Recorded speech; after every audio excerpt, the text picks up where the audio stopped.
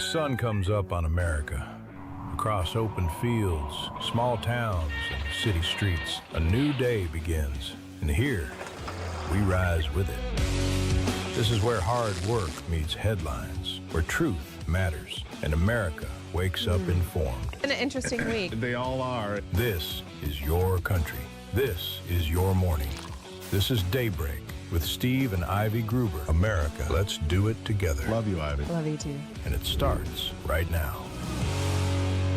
All right, welcome to a Wednesday. Glad to have you on board as we kick off a very busy day again. We've got a lot of work to do fighting for you from the foxhole of freedom. Three big things to cover this hour. Number one, the Democratic National Committee is flat broke. They're mortgaging properties and begging vendors not to bill them until after the midterms. $18 million in debt and sinking. The Republicans, on the other hand, have zero debt and $128 million in cash on hand, an all-time record. Number two, oil prices have fallen 14% since the weekend, with West Texas crude slipping below $80. But don't worry, it's not going to help your price at the pump more than a penny or two, because that's how it works. Not for you, but for somebody else. And number three, Dr. Anthony Fauci's private diaries, notes from decades of government employment, most notably during COVID, are now public for all to see. And wow, are they an eye-opener? They were recovered from government systems by the new HHS leadership and given to Senators Rand Paul and Ron Johnson, who have now shared them with you, the public. And what they contain is not ambiguous. Fauci is scheduled to testify before Congress later this morning. And before he takes that seat under oath, the American people need to hear exactly what his own records show about the stories he told them for years. Lies he told them. Begin with the COVID origin narrative he sold the country. On the 26th of January 2020, Fauci wrote in his diary that the Wuhan wet market was not the source of the virus. It was the amplifier. The exact same thing I told you at that time.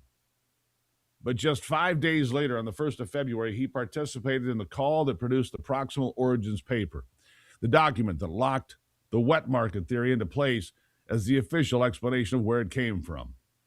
In those same private notes, he recorded that only 2 of the participants concluded the origin was natural, yet he, Anthony Fauci, went before the cameras, all of them, and told the public the evidence pointing to the wet market was overwhelming.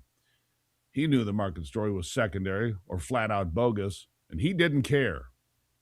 He helped shape the paper that insisted the opposite. That, my friends, is not transparent science. It is controlled messaging. Remember what he said. It likely jumped species from an animal reservoir into humans and now is spreading among humans. The mutations that it took to get to the point where it is now is totally consistent with a jump of a species from an animal to a human. Are you calling for the closure of the wet markets? I think they should shut down those things right away. I mean, it boggles my mind, because what we're going through right now is a direct result of that. And you have animals that come out of the wild that are sold at these open, what they call them, wet markets, where people buy these things for festive dinners or what have you. So there's every reason to believe that that jumping of species from an animal reservoir occurred. Well, it didn't happen. He knew it. But listen to how confidently he sold that version of events. The diary language, far different. Yet, as you saw, the public version was absolute. The gap between the two is the point. And the public is entitled to demand an explanation today under oath. Let's give credit where credit is due, because it's only thanks to the unrelenting leadership of people like Robert F. Kennedy Jr. and Senators Rand Paul and Ron Johnson that we have these revelations of what really happened. Still a lot of questions about how these so-called diary entries were obtained, but based on what those gentlemen have said thus far, seems they were created on his government computer, his own government computer, which left a recoverable digital trail. Local copies could have been deleted, but backups, archived data, and secondary systems retained the material. The new HHS leadership recovered those records through sustained effort. The trail was always there. It simply required people willing to look instead of looking the other way. The same diaries show Fauci privately working hard to persuade New York and California officials, among others, to close schools. He also pushed for restaurants and bars and businesses to be locked up too. He recorded the effort and seemed to really give himself a pat on the back for influencing the governors of different states. Later, when the cost of those closures became impossible to ignore, he insisted he never recommended locking anything down. He lied again. Here's an example. I wonder if you would recommend locking down schools if you had to do it all over again. Well, again, it's first of all, I didn't recommend locking anything down. You're asking me questions. You're talking about the CDC is the public health agency that uses their epidemiologists and their science-based approach to make recommendations. They always come back and say Fauci was responsible for closing schools. I had nothing to do. I mean, let's get down to the facts. Yeah, let's do that. Let's get down to the facts. The man who documented his own role in pushing school closures later claimed the opposite. Anthony Fauci is a man who lies whenever it seems most convenient. And it's Congress's job this morning to catch him in the act if he does it again. Now consider all the claims he made about the virus. Fauci told the public and he told Congress that the virus carried a fatality rate around 2%. That figure helped justify the most sweeping restrictions of American life in modern history. In his own diaries, he reached a different conclusion. The virus probability of fatality was more like 0.2%. Not 2%, but 0.2%. At the same time, he was recording how effectively he could drive the stock market down by repeating the claim that COVID was 10 times more deadly than the seasonal flu. In the same private notes, he wrote that COVID was not meaningfully more deadly than ordinary flu. He said one thing on television and in front of Congress. The diaries show he understood something very different. The effect was to terrify the country into shutting down an economy that had been Trump's strongest political asset.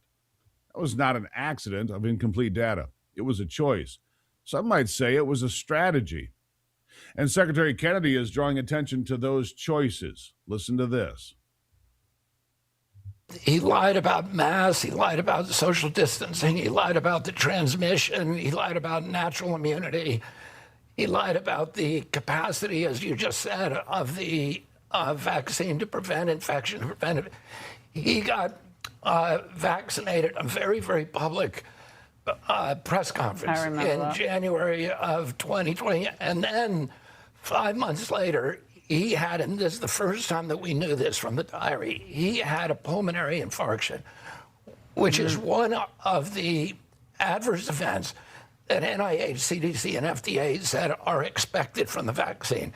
He never told anybody. He got treated for it privately by the best doctors in America. At the same time, he was telling everybody that that was not an adverse event. And think about that. That's not some minor omission. When the nation's most visible public health official, who became famous during this time, suffers a known vaccine-related injury and chooses silence while continuing to urge the universal uptake of the jab, the public is entitled to ask what else was withheld, what else was lied about.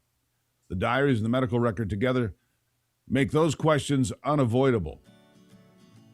If you wonder why he was able to get away with so much under so little scrutiny, well, I'll explain that after the break. It's important. Anthony Fauci in the hot seat today. But I have another legal question. Will he take the fifth? Will he take the fifth? Does the pardon have the same effect as an immunity deal with a prosecuting team? Nobody I talked to a bunch of lawyers over the past 24 hours. They don't know the answer. It's a gray area, they say. More after this.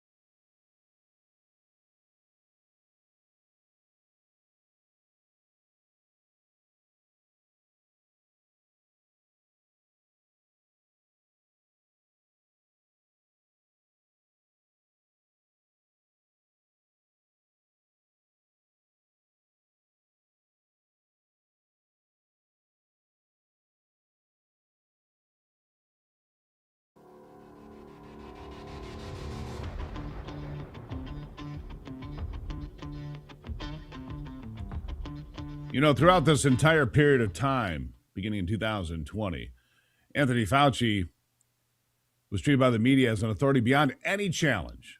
He was beyond reproach. The tone was reverential. The dissent was framed and dangerous. Listen to these guys fawn over him.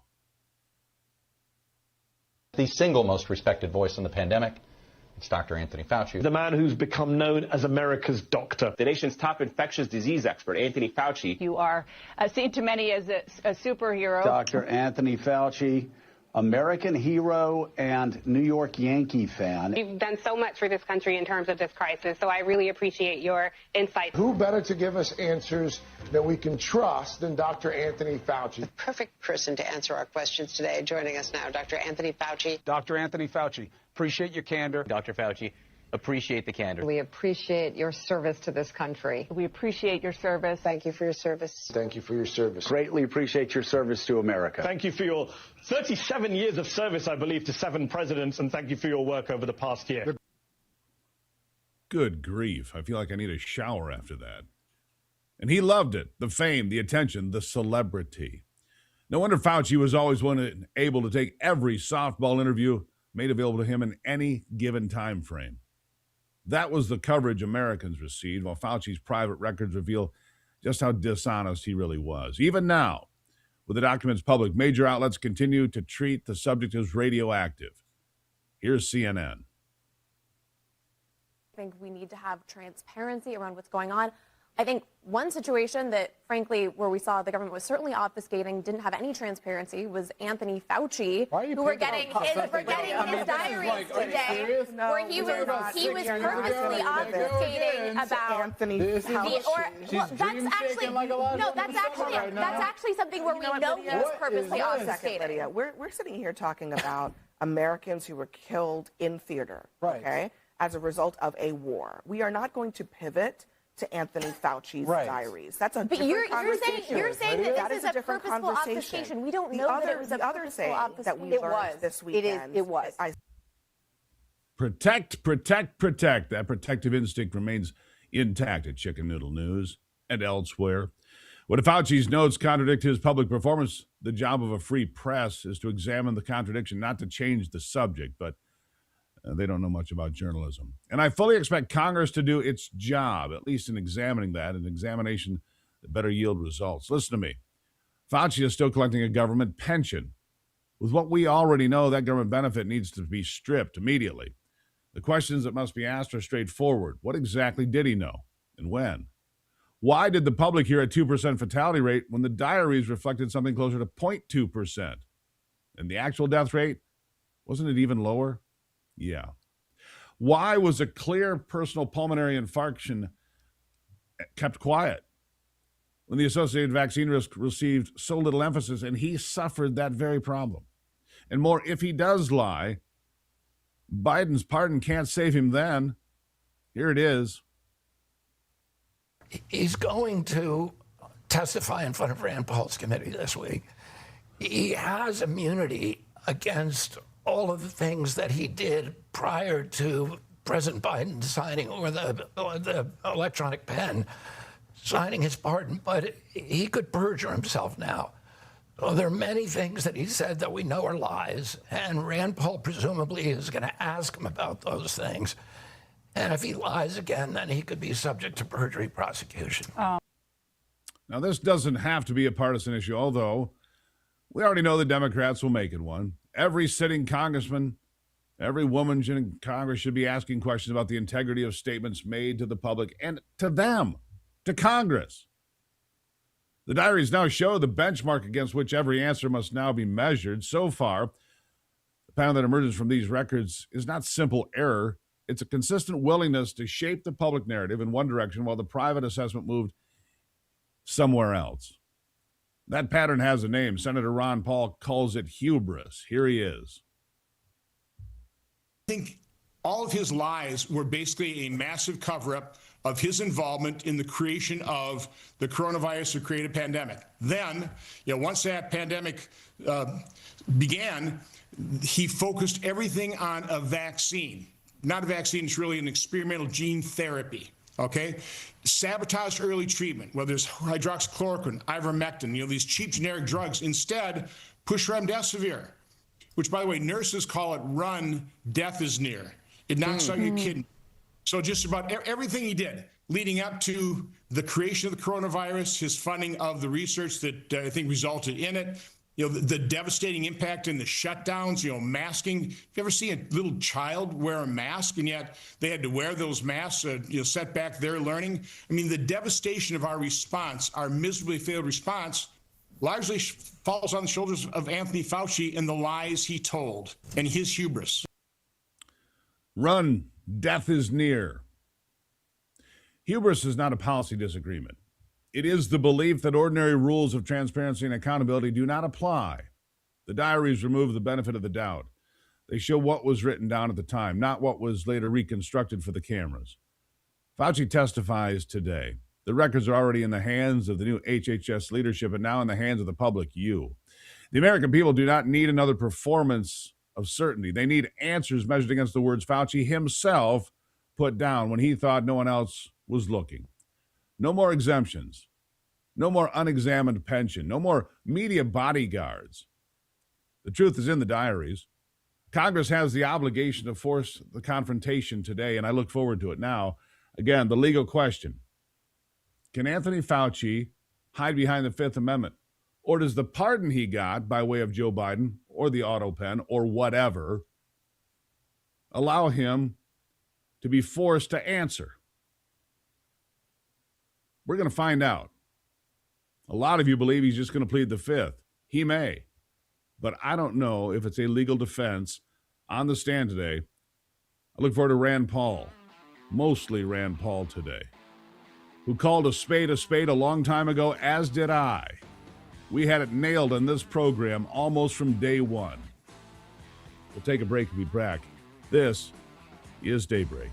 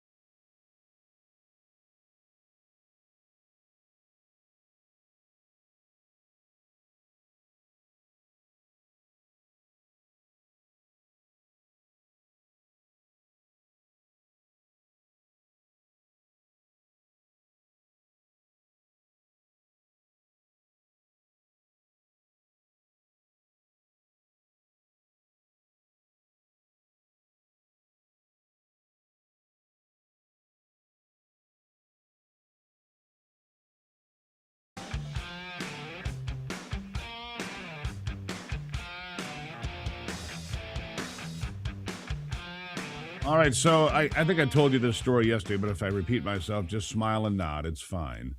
I was at a gas station over the weekend in Michigan, where I live. And I was watching the diesel prices. I wheeled by one station. It says $5.99. I'm thinking, that seems high to me.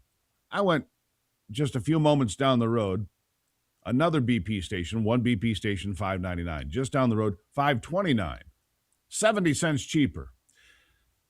Same company, same fuel, completely different price. Now, how can that be if it's not rigged? You tell me. Anyhow, oil is down 14% from the weekend. Gas is down 0.1 of a penny overnight. Oil falls 14%. Gas barely moves. 409 is your national average. It's pretty ridiculous, actually. And the oil companies, as I told you from the early days of this war, would post record profits. And what are they doing? Posting record profits.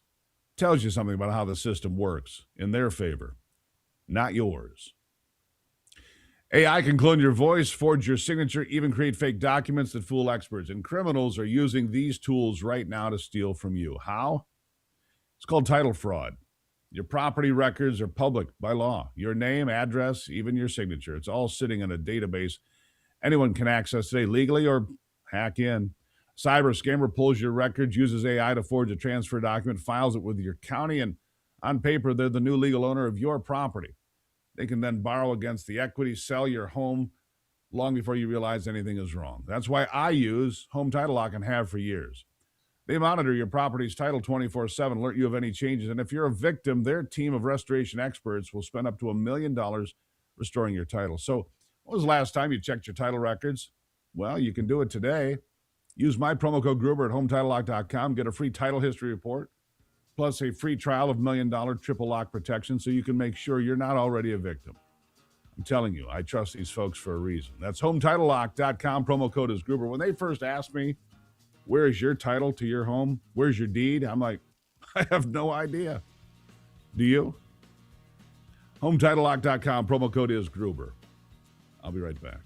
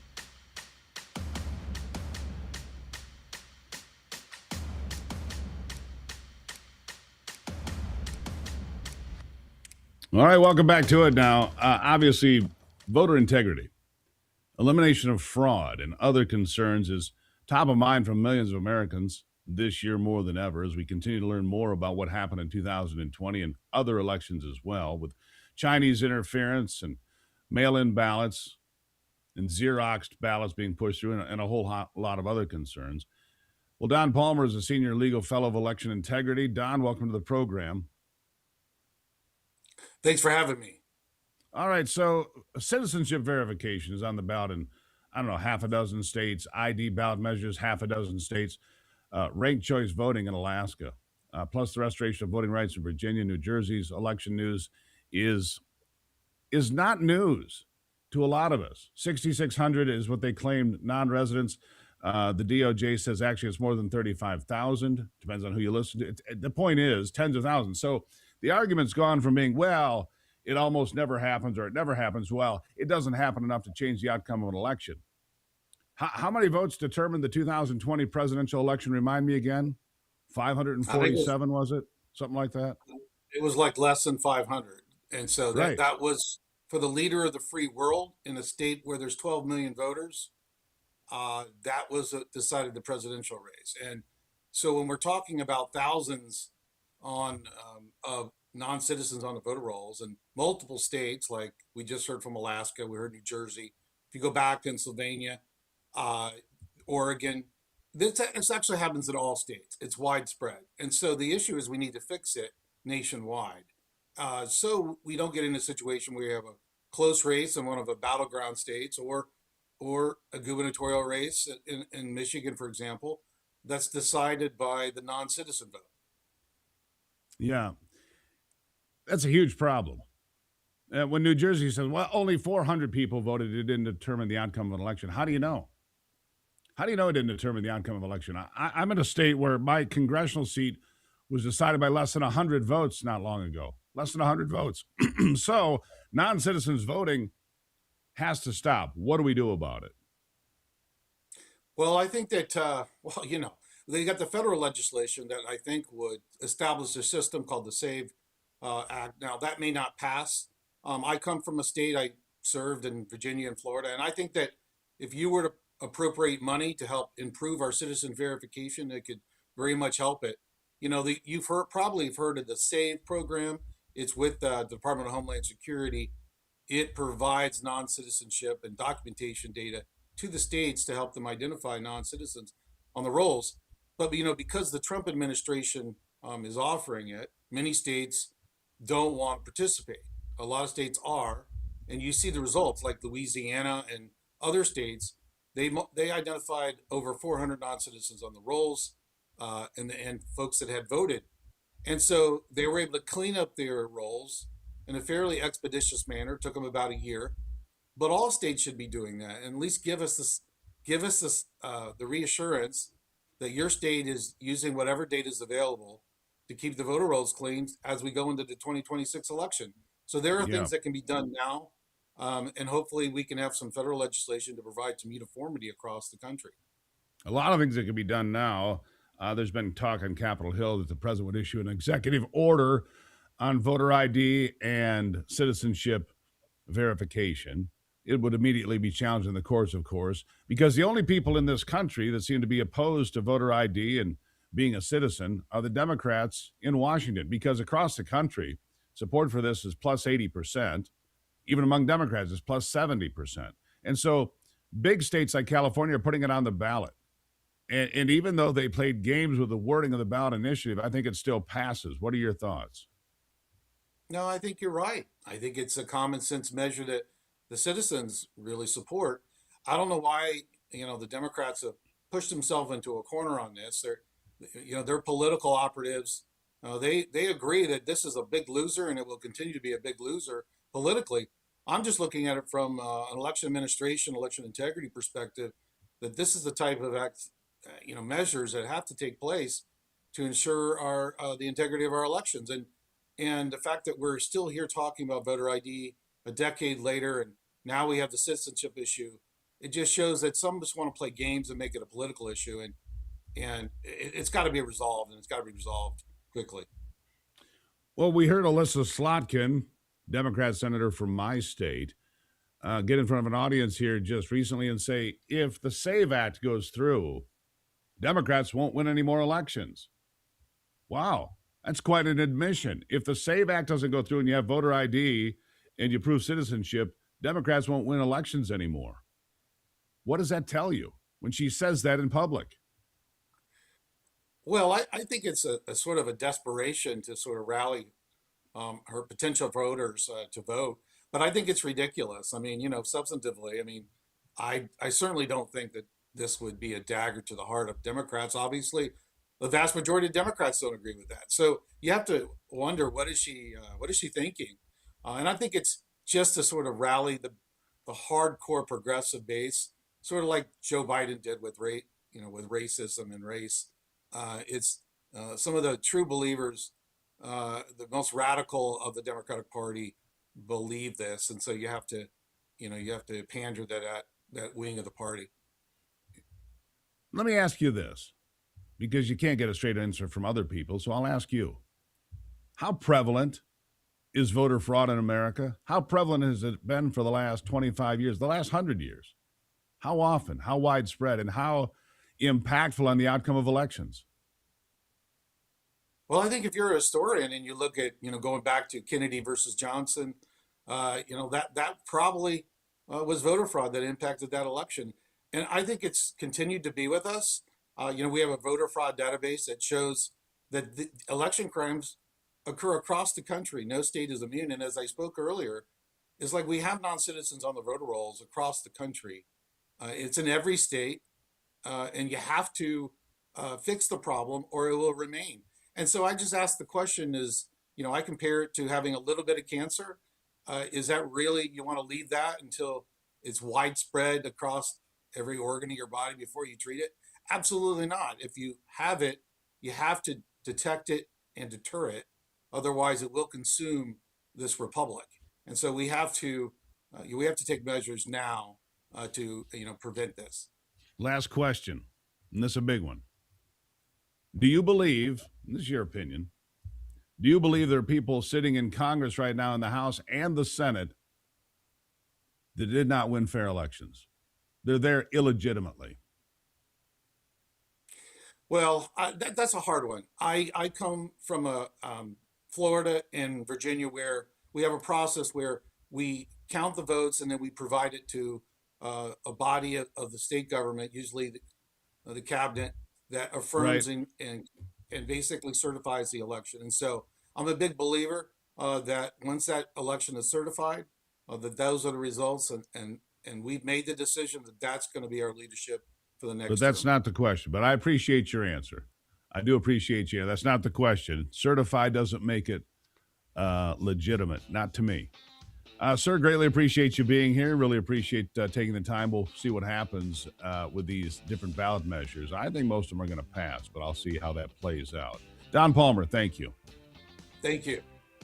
All right, up next, Dr. Peter McCullough will be here. I'm going to have him weigh in on the Anthony Fauci diaries, among other things. You'll want his take, as he's been a loud critic of Fauci and the COVID response for years. Back after this.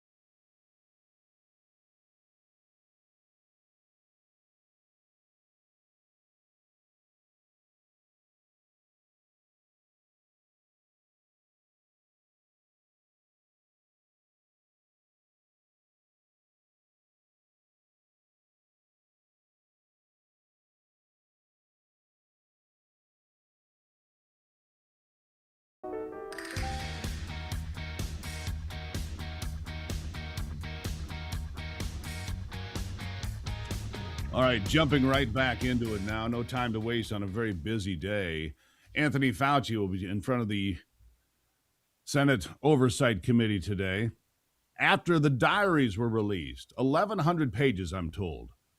And what he put in those diaries, Anthony Fauci, completely contradicts what he was saying in public over and over again about the origins of COVID, the dangers of the vaccines, and everything else. Here to sort it out with me, Dr. Peter McCullough, the Chief Scientific Officer at the Wellness Company. Doctor, nice to see you today. Thank you. Let's start with these diaries. It paints a very dark picture of Anthony Fauci. It paints a picture like the book that Robert F. Kennedy Jr. wrote, that the things you have said over many years. This guy was not driven by science. He was driven by fame. He wanted to be famous. He's in there bragging about how many TV shows he's on and everything else. It's kind of disgusting, isn't it? It is. He was delusional. It's just absolutely a tragedy to think that he was guiding American public health policy. He was driven by fame. He was driven by fortune. He was encouraging people at the agencies to nominate him for cash prizes. What he knew in his mind, he was not telling the public. He knew the virus was created by a U.S.-Chinese collaboration in the Wuhan Institute of Virology. He knew it was a very mild virus. He overestimated its overall case fatality rate. And, he was absolutely in collusion with CNN and the mainstream media to get on as many times as he could. He was actually feeding them questions to ask others. And then in his own personal sphere and his thoughts, he was undermining Trump. Here's something else incredibly important. We've heard him deny that he had anything to do with shutting down schools and churches and businesses. He pushed it. He prodded it. He demanded it. It's all in the diaries, isn't it? It is. He bragged to himself that he was the one who pushed and achieved these lockdowns in big states like California. So he said, I did this. He wanted to, in a sense, affirm to himself that he had power. So, looking at everything you know, and I know you've been reading these diaries as fascinated as me and everybody else, clearly he lied to Congress. I think that's beyond question. He's been pardoned for that. But here's a guy who had a pulmonary infarction after getting the jab. Didn't tell anybody about it, tell everybody to keep getting the so-called vaccine. Here's a guy who had a vaccine injury by any other definition, right? And look, he lied about it, did he not? He concealed it for sure. So he takes Moderna vaccine in December of 2020, and then in June of 2021, he has a pulmonary embolism, pulmonary infarction. He, like so many Americans, suffered. By the way, there was over 5,000 reports of these blood clots in vaccinated Americans. By the time he has his blood clot, he goes on Eliquis, a blood thinner, like so many Americans were stuck taking, and he keeps it silent. He doesn't do any investigation, doesn't bring out any of the data. And it's not until the end of 2022 where the CDC comes out and officially says that, yes, these vaccines cause blood clots. So Fauci wasn't honest with America. He let more Americans be harmed by these vaccines. And what's come out in these diaries, honestly, is that he was a diabolical monster. He got on top of bodies, tens of thousands of bodies, and stood there so he could be on camera. Here are my last two questions on this topic. Number one, is Peter Fauci guilty of crimes against humanity? Because it wasn't just America he influenced the world. And second, do you believe Anthony Fauci should be in prison? Anthony Fauci, I think, is guilty of fraudulent concealment on the origins of the Wuhan Institute of Virology laboratory for SARS-CoV-2, and also fraudulent concealment of many other developments now that it clearly is in his diary that occurred, and as well as mass negligent homicide by suppressing early treatment. And he did work hard to suppress all forms of therapy, and then to advance these unsafe, ineffective COVID-19 vaccines. So 2 crimes, fraud and mass negligent homicide. I think he should undergo an investigation and then a trial. I think his preemptive pardon should be dismissed, and then justice should be pursued. Me and millions of Americans happen to agree with you, Doctor. Real quickly, I got about a minute and a half here, but I must say that I got a side swipe myself personally from cyclospora, resulting in cyclosporiasis. Not pleasant. Wouldn't recommend it for anybody. Great weight loss plan, but I wouldn't recommend it. There are ways to prevent this, aren't there?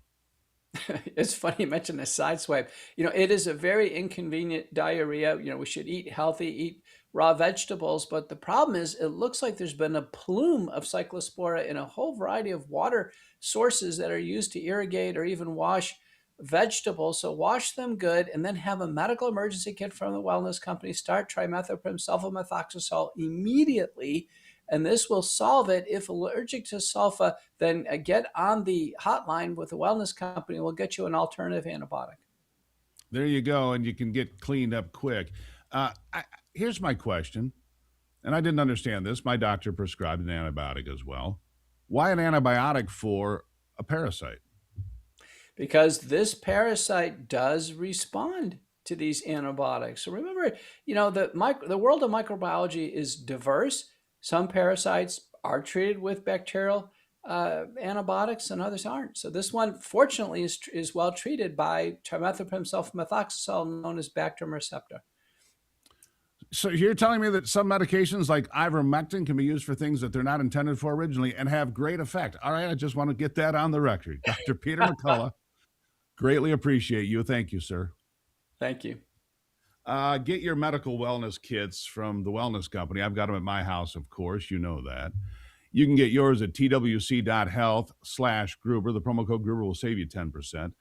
The medication you need for this particular ailment is in the kit, and so are so many others. And there's a book in there to tell you how to use everything in there.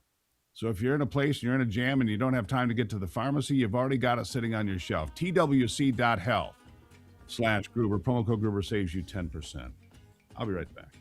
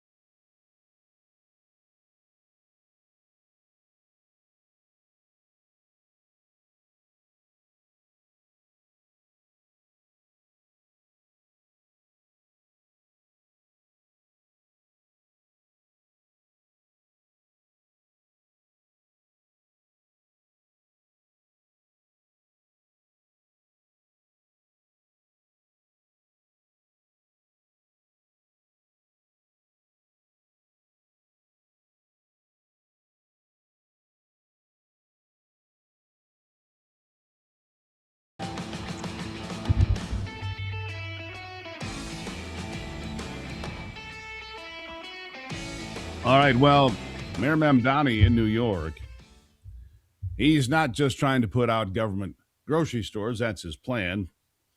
What do they got, $30 million into this deal, or is it more now? It doesn't matter. He says they are going to sell staples, meat, cheese, eggs, milk, whatever, 30% less than the other grocery stores in New York City. So not only is he going to create this socialist system of grocery stores, he's going to do his level best to bankrupt all the other grocery stores functioning in the city today, and the bodegas, of course. That's socialism. We're going to undercut the price, subsidize it with your tax dollars, so the guy that owns the grocery store and the people that work at the grocery store will be subsidizing their own demise. That's the brilliance of socialism. Yeah, Mamdani's grocery store is 30% less, says people can save more than $1,000 a year on these staples.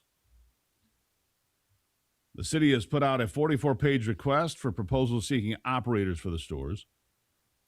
No New Yorker should have to worry about being able to afford to feed their family. Well, let's see. Here's the list. Pasta, meat, seafood, bread, yogurt, rice, beans, milk, more. That's what's on the list. It'll be 30% less. Once a month, our 5 city-run grocery stores will set the price for this core set of goods 30% below typical retail prices. No exceptions, no gimmicks. Savings will last for the entire month. No weekly fluctuations, no sticker shock. Yeah, and no chance of success. I can tell you that. Maybe they can get the crack and the heroin and the fentanyl cheap too. I mean, if you're going to go down a delusional track, why not just go full bore? Many of you have struggled to lose weight. A good friend of mine just started My Pure Health. She's lost 12 pounds in 12 days. Pretty good start, pretty remarkable. My Pure Health. It's not you, it's your metabolism. I did this program in 2018. It is a wonderful program. Right now you can get 25% off, get a free consultation. It's free. Find out if it works for you. It's not fake shakes and filler stuff and garbage. It's real food. Don't have to exercise. Reset your metabolism. Go back to factory settings on your body. 25% off. A free consultation right now. GruberHealth.com. GruberHealth.com. Another hour of Daybreak straight ahead. I'll be right back.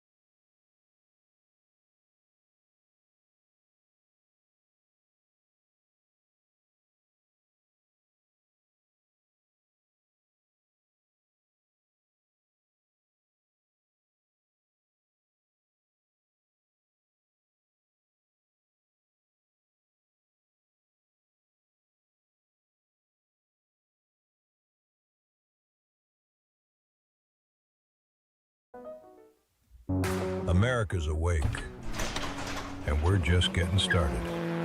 The headlines that matter, the stories they won't tell you, and the voices fighting to be heard.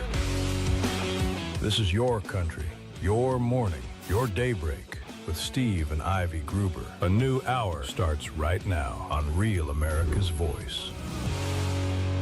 Let's roll on as we continue fighting for America. From the foxhole of freedom, digging deeper to give you the insight and analysis you're just not going to get anywhere else. Here are three big things to know this hour. Number one, the most remarkable video I've seen this year. A 16-year-old lifeguard in California saves a 10-year-old's life by going headlong into what they are just hellish waves. We're going to see if we can get that thing played a little bit later. Number two, Russia, which has struggled to maintain its war with Ukraine, says it holds the upper hand in any war with the West. I wonder if Vladdy's into the vodka too early these days. We'll check. And number three, we'll keep our focus on all the lies Anthony Fauci told the world while celebrating his fame. Schools closed, businesses were destroyed, families fell apart, but by God, he was famous. That's what he wrote in his notes, his ledgers, his diaries, uncovered by Health and Human Services. He was driven by vanity, not science. And how many people died so he could be on the front page? That's my question this morning as he gets ready to testify in front of the U.S. Senate. Ivy is here this morning. Ivy, good morning. Good morning. It really is repugnant. In fact, I want to play a little something from RFK Jr. I played it in the last hour, but this really sums it up quite concisely. Listen to this. He lied about masks. He lied about social distancing. He lied about the transmission. He lied about natural immunity. He lied about the capacity, as you just said, of the vaccine to prevent infection. He got vaccinated a very, very public press conference in January of 2020. And then 5 months later, he had, and this is the first time that we knew this from the diary, he had a pulmonary infarction, which is one of the adverse events that NIH, CDC, and FDA said are expected from the vaccine. He never told anybody. He got treated for it privately by the best doctors in America. At the same time, he was telling everybody that that was not an adverse event. Unbelievable. He has a pulmonary infarction right after getting the jab, which is a vaccine injury. And instead of telling everybody, hey, maybe we should slow down, it's like, no, we have to continue forward. Look, the generational impacts, and you and I have talked about it. Our middle daughter basically was locked up at home. And at the time we lived in the country, we didn't really have any neighbors. She was locked up there for what, 2 years, basically in her bedroom with a laptop computer. It was terrible. Mental health wise, it was just awful. Yeah, I think that the American people should be outraged by this. I think that we knew all of these things, but now that we're actually getting some evidence that even Fauci himself had adverse effects to the COVID vaccination, it's just, how could he go out there? How could you sleep at night, Steve, when you know that what you are pushing is going to have a negative impact on people, and does not have a lot of efficacy? Now, there, as we've learned, there is a particular shot that can help with people who are likely going to have adverse side effects to COVID, which are older people with immune issues. But overall, people just come through this, and it wasn't as bad as the flu. And Fauci knew this. It wasn't as bad as the flu. And people just, their immunities will kick in and overcome it by themselves. I just look back at the insanity, Steve, and I think it was a bit of a social experiment. Like, how are the American people and how is the world, are they going to, are they going to yield to this? And are they actually going to comply with all of these, mandates? Or are we going to have a tremendous amount of pushback? But I don't know. Steve, what do you think about, is there any... You know what I remember? Here's what I'm thinking about as you say that. I think back to the early days of COVID, and you and I had, one of our offices had a giant whiteboard on one of the walls.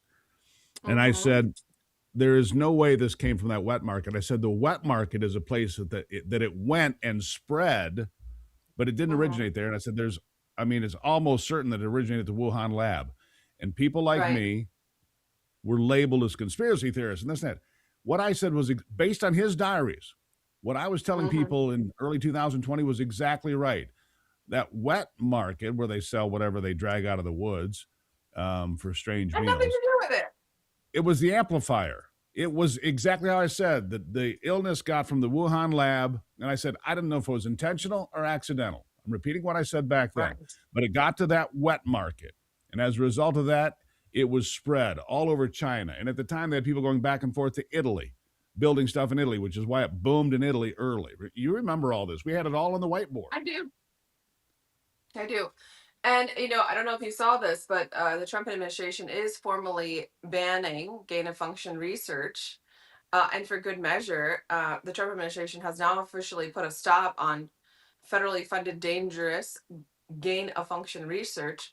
The Departments of Health and Human Services and State announced a new government-wide policy this Tuesday that bans federal support for what officials describe as high-risk experiments that create more dangerous viruses or pathogens. I just don't understand the need for this. They're like, oh, well, if it becomes really bad, we'll have a vaccination or we know how to treat it. Well, maybe it wouldn't get so bad if you didn't make it so bad. Allow our immune systems and our bodies are created to fight this sort of thing on our own. And yes, are there some vaccinations out there that are helpful? Sure. But in this case, I just think that, going in and completely changing these sorts of viruses and pathogens is I a think maybe dangerous you're thing. looking at it I wrong. honestly, Steve, I think it's a bit of playing God, and that is a very No, it's scary thing to do. totally playing God, or in this case, maybe playing the devil. Because I don't know that it was ever about helping people. We know how many biolabs were It's in about Ukraine now. control. That information's come forward, right? I mean, we're playing God all over the planet, and so are other countries. And the goal, if you believe some people, is to have less people. That's the end Yeah. goal. And looking at the facts now, Well, you have to say, how do you dismiss that? I can't. I can't tell you if it's true or well, not. Steve, I think the sad fact is how many people are actually going to know the truth about this? Because unless you watch programs like this one, and Fox News will cover it, A and little. some other outlets will cover it, but very few in terms of the mainstream media will not cover this. And so Right. people Well, are left without knowing the truth. I mean, we sat next to a couple of liberals yesterday, and you yes, were we just did. explaining some facts to them that they had that are out there everywhere, and they just didn't know. And then they said, it's like the cognitive dissonance. No, that's not true. That's not That's my not truth. We're true. like, Yeah. Yeah. what are you talking about? Of course it's true. It's out there. It's public information and it's available to Yeah, anybody, I mean, including old white liberals like you two, but they didn't care about the truth. well, we Uh, we were talking something, about election security, and they were right. hating on the SAVE Act. And you asked a very poignant question. You said, "Well, when you voted here in Michigan, did you show your ID?" Yes. Well, then what's the problem? Well, what about mail-in ballots? Well, okay, those some people need those, but overall, we shouldn't have those. That's You don't ripe need for them. fraud. Yeah. And The look so, on her I face just was wonderful when I said, did you show your ID? Because in Michigan, you have to. Well, yeah. yeah. Well, then what's the problem? Bah, bah, And, bah. and Anyhow, the we got reality to leave it is, there. okay. Got to leave it there. But the thing that I want to talk to you about next time, speaking about things that people don't talk about, Joe Biden and his ghostwriter and all the recordings of Joe Biden coming out, he was completely compromised in 2019, long before he ran for president. Anyhow, Ivy, love you. Love you. Good stuff. We'll take a break and be right back.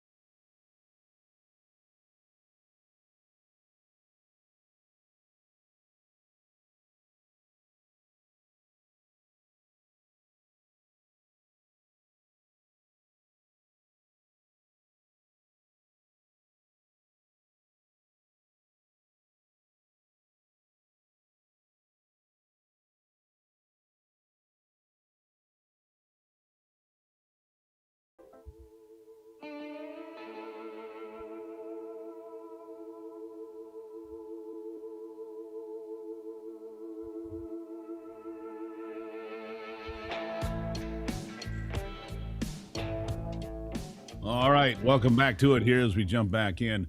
You know, I don't go to the grocery store a lot, but I go some.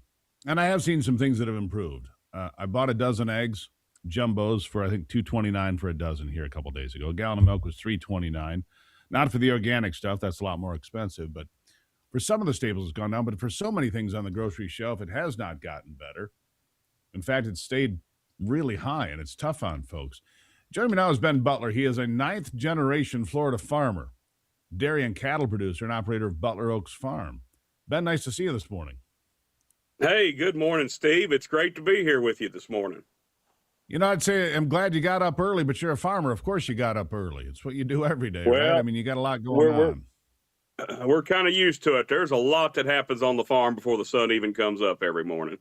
So, no, it's great to be here. Great to be here with you this morning. Appreciate it. I looked at eggs. I looked at milk. They seemed, not bad. But I looked at a package of two, I'll call them smallish steaks. Not small, but smallish. $51 for two steaks. I mean, there wasn't enough in that package to feed four people, I can tell you that. Why are grocery prices so stubborn and not coming down? Well, so, Steve, no, great question. When we talk about beef, we have seen in the last couple of years, we've seen the retail prices of beef have really gone up. And it all comes back to our national cow herd is at the lowest level it's been since 1950. We've had the lowest supply of beef since then. And so, when you talk about supply and demand and our basic economic principles, that has led to the increase in beef prices. And it's going to take at least 4 years for us in America to get that production built back up as we begin to raise heifers and make more mama cows. Yeah, and I want you to weigh in on this. No pun intended, but I did some research on that. In 1951, the average carcass weight was something like 700 pounds.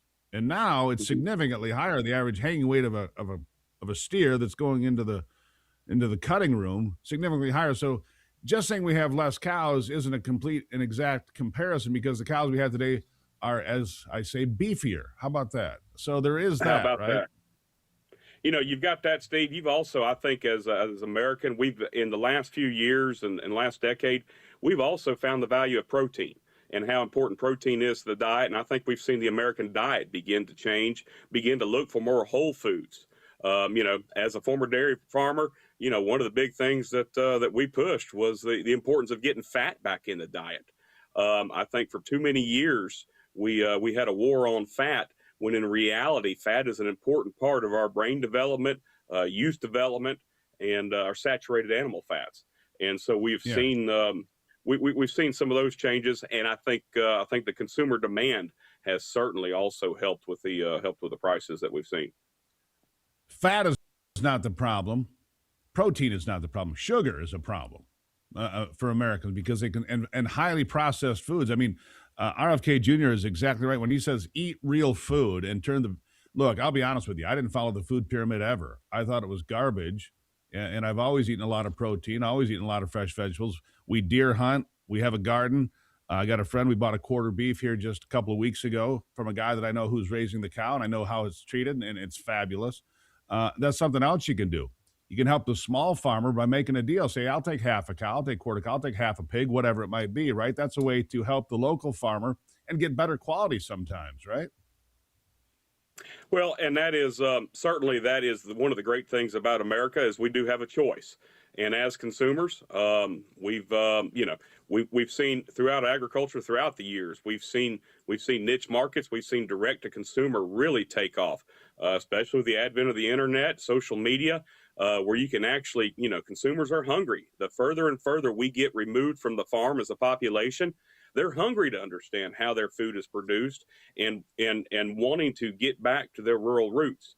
So, it is an exciting time to be in agriculture. It's an exciting time to be farming, and because there are so many opportunities.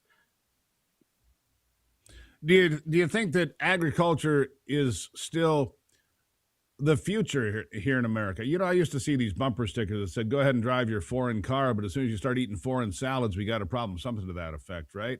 And I kind of thought to myself, we'll never import more food. We import more food. You go to the grocery store, 90% of our seafood comes from overseas. 90%. This is America. That's crazy, isn't it? That's right. No, it can sound cliche, but food security is national security. For over the centuries, we've seen populations and countries that have failed because they weren't able to have food production to sustain the population. That's been one of the big things that has drawn me to our current administration. President Trump is his belief that we have got to get domestic production back, whether it be manufacturing, food production. We've got to level the playing field on the world market and encourage our farmers to and give our farmers the tools to be able to compete. Absolutely true. All right, so you think that grocery prices will stabilize over time, but it's not going to be overnight. Last word to you. Well, it is certainly, I have a lot of faith in the American farmer and a lot of faith in our country. We will, we're going to have ebbs and flows. Mother Nature, at the end of the day, rules the roost when it comes to food production. But no, it's, I believe in America and I believe in our future. I believe in us too, sir. Thank you for being here. Ben Butler, 9th generation. That's a long time on the farm, sir. Thank you. Thanks, Steve. Greatly appreciate it. As America celebrates our 250th anniversary, that's 250 years of the American dream, like being a farmer. Well, I've got something for you. If your American dream is owning a home, you need a bank that shares your values. Old Glory Bank's home loans team does things differently. No runaround, no hidden fees, no bouncing between departments at every step. You get a single loan expert guiding you from start to finish, one you can call directly when you need, one that gives you honest, straightforward guidance without unnecessary fees and delays. Right now, they're celebrating America's birthday with you with a $250 lender credit on eligible loans when you close your home loan by August the 31st. You can get started right now. OldGloryBank.com/RAV. OldGloryBank.com/RAV. I'll be right back.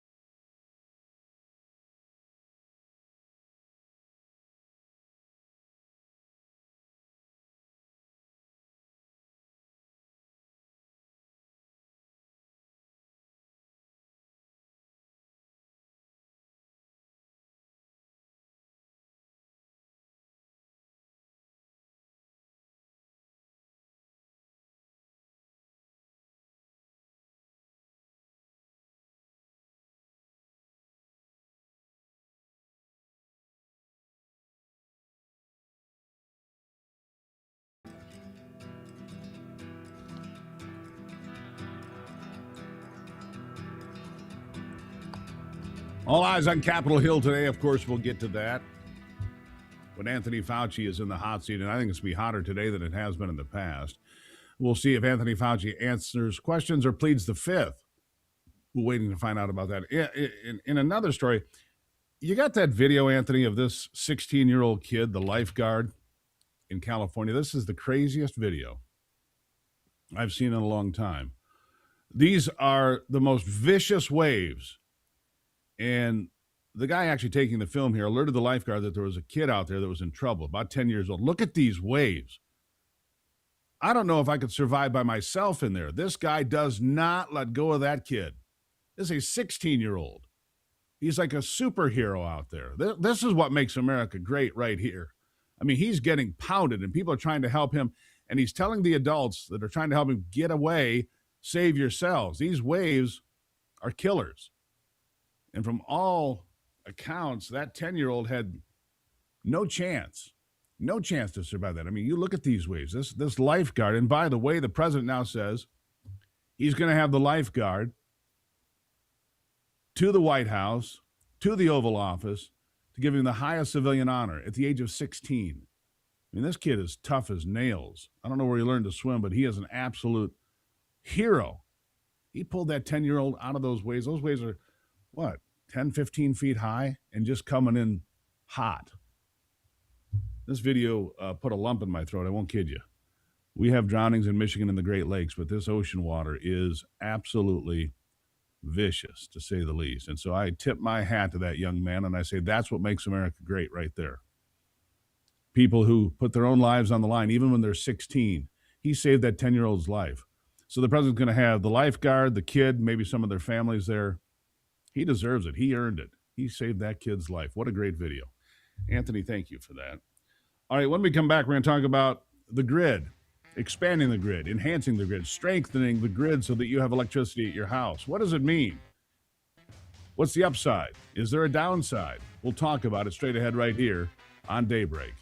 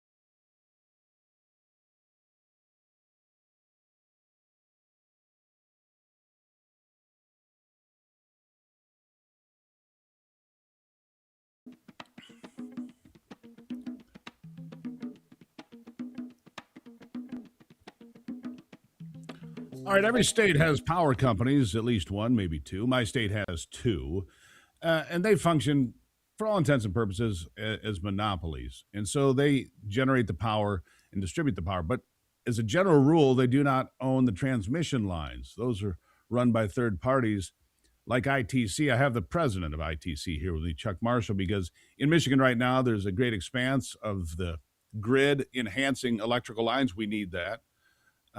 Chuck, welcome to the program. Thank you, Steve. Thank you for having me.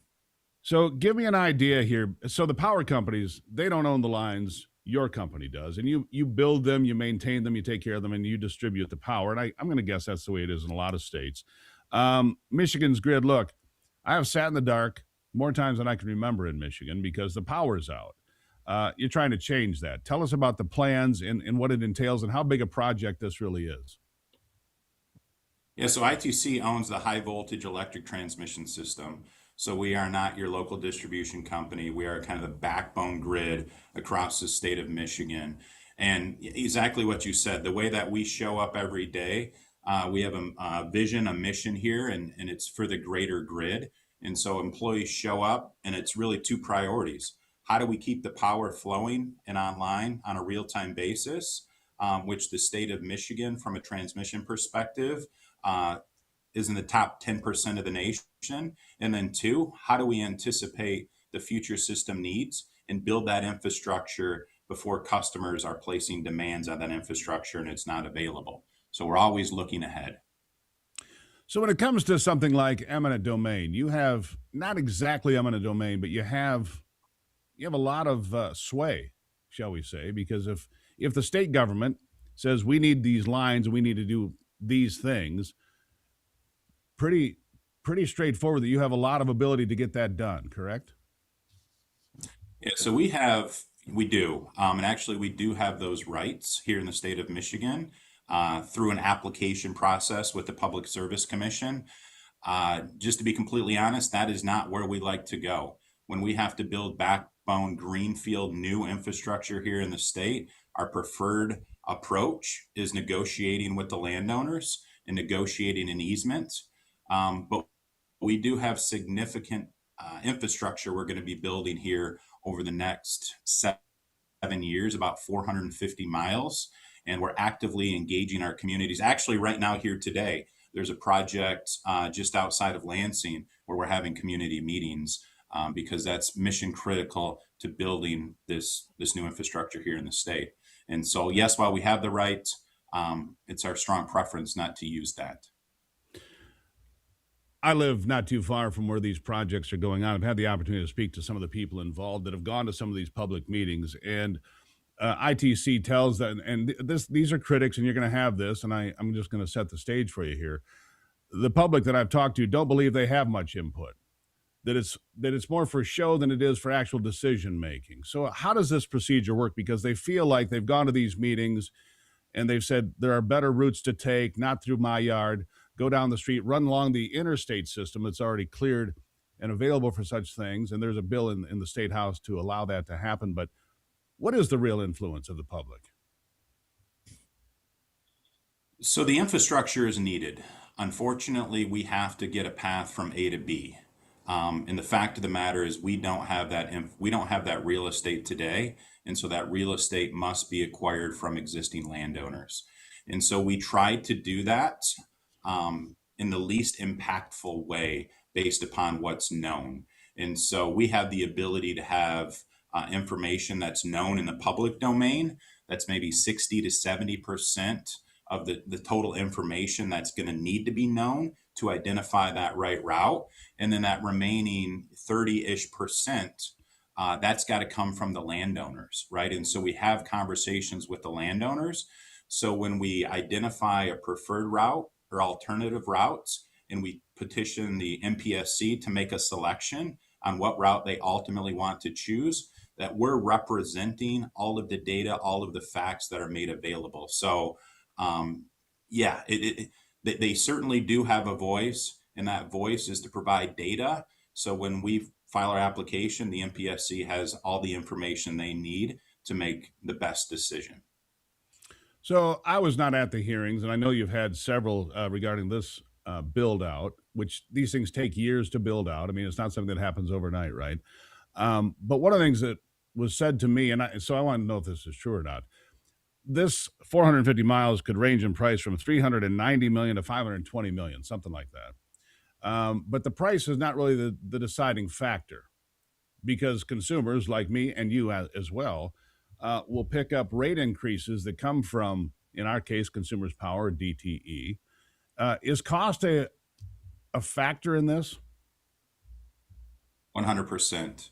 This entire group of projects, as we call it, a portfolio of projects, the primary driver is an economic analysis, is what I would say. It's a benefit to cost analysis.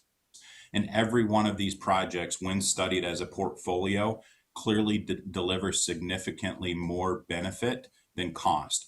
Absent these projects, you as an end use customer would pay more on your bill than you would with these projects. And so that's the thrust and the current of all of these projects is this drives value to customers and it keeps your bill as low as it reasonably can. And in addition to that, it makes sure that the lights are on.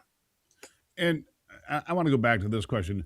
When you have to put through an easement, eminent domain, whatever you want to call it, how is the landowner compensated? It's not going through my land. This does not impact me, but it does impact some people that I've met. Excuse me. How are they compensated? How does that work? Yeah, so there's an assessment of the market value of the land, and we don't buy the property in fee, so we prefer to secure an easement. So we don't own the property, but we pay full market value for that easement, and the landowner continues to own that property to the extent you're a farmer. You can farm that land, you can use that land. It's still your land, but clearly we have a need for that for our transmission infrastructure. So it's an easement. Can you still build a and we house? pay market value. I'm sorry. Farming, I understand, because I've seen farm fields around power lines, obviously, my whole life. Can you still build a house there on that property, that sort of thing? You cannot build a house. No, there are no structures that would be allowed. So generally we have an easement of about 200 feet wide. Within that easement, you cannot build a house, but you can use the land, you can farm the land, but you can't build structures. So in that particular case, then, if somebody can't build a house, I would assume that you or anybody else that builds such a thing pays a higher dollar value than if you could still use the land for something like farming. Generally, there's not a consideration of future use for the land because we do pay the full market value. Effectively, the landowner is being compensated as if we were to acquire that land, but they still have use of that land. Yeah. And the meetings continue. Chuck, it's a long-term project. It's one we need, but obviously not everybody's going to be in love with it. And you know that. And I appreciate you standing in here and taking the questions because they're important ones to people as they see the build out happening. Chuck Marshall, thank you. Thanks, Steve. Greatly appreciate it. There you have it. Progress. Sometimes it's not easy. I'll take a break and be right back on Daybreak.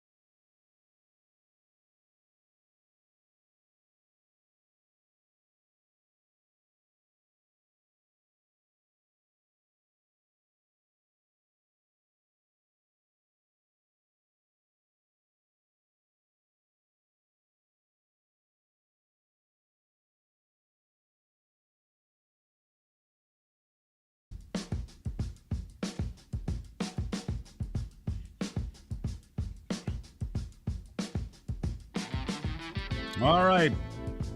Welfare, waste, fraud. What is the American attitude on that in this political environment? I think most people are fed up with it. The spotlight on Minnesota really got people's attention. And then you see it in California, New York, Michigan. You see it all over the place. You know, daycare centers with no kids, home health care with no medical professionals, and the list goes on. Jesse Arm is the Vice President of External Affairs at the Manhattan Institute, here to talk with me about it. Jesse, good morning. Hey, Steve. Good to be with you. Good to see you. All right, so what is the general attitude on things like welfare, waste, crime, fraud, abuse? What is it? Well, it's a remarkable and important time to ask the question because we're now 3 decades, 30 years after President Bill Clinton signed welfare reform into law. And this was really a landmark piece of legislation. And the politics that defined that era remain considerably more popular than I think a lot of folks today would assume. We just conducted this new survey at the Manhattan Institute of 1,121 likely 26 midterm voters. And we found that broad support for a strong conditional safety net. That means 74% of voters are favoring requiring able-bodied welfare recipients to look for work. 67% prefer that benefits targeted those who genuinely are in need over universal programs that go for everybody. 65% say the purpose of welfare should be ensuring a basic standard of living rather than reducing inequality as such, or just because that's not necessarily the role of the government. And then something like 80% prefer cash assistance delivered through food, housing, and healthcare rather than unrestricted cash. So Americans have not rejected the welfare state entirely, but they have rejected this idea that it should be unconditional or universal. It's very much actually Clintonian. So in an era where the DSA and socialists are becoming the ascendant force on the American left, it begs the question as to, well, why, if that's not what's popular? It's not what's popular, and most people reject it, to be honest with you, I think. And I think that the DSA is really handicapping the left in this political season, because in any normal year, whatever normal is anymore, Jesse, and I'm not sure what that qualifies as anymore, but in a normal year, you would expect the Democrats to pick up 20 seats in the House, to swing 2 or 3 or 4 Senate seats. I don't see that happening. And in fact, it's down to just 16 swing districts now in the battle for the House. Republicans hold on to 3 or 4 of those, and they're still in the majority. I mean, that's not how it be. The DSA really is handicapping the Democrat Party. I mean, is that what you see? Because that's what I'm seeing. Yeah.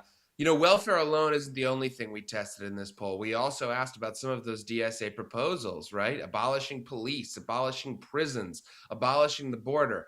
These are extremely unpopular propositions. Strong majorities across the board, every demographic, racial, ideological, or otherwise, hold a really hostile view to these positions. So the broader political lesson here, I think, is that the country's center of gravity has moved far less than the Democratic Party's activist base has.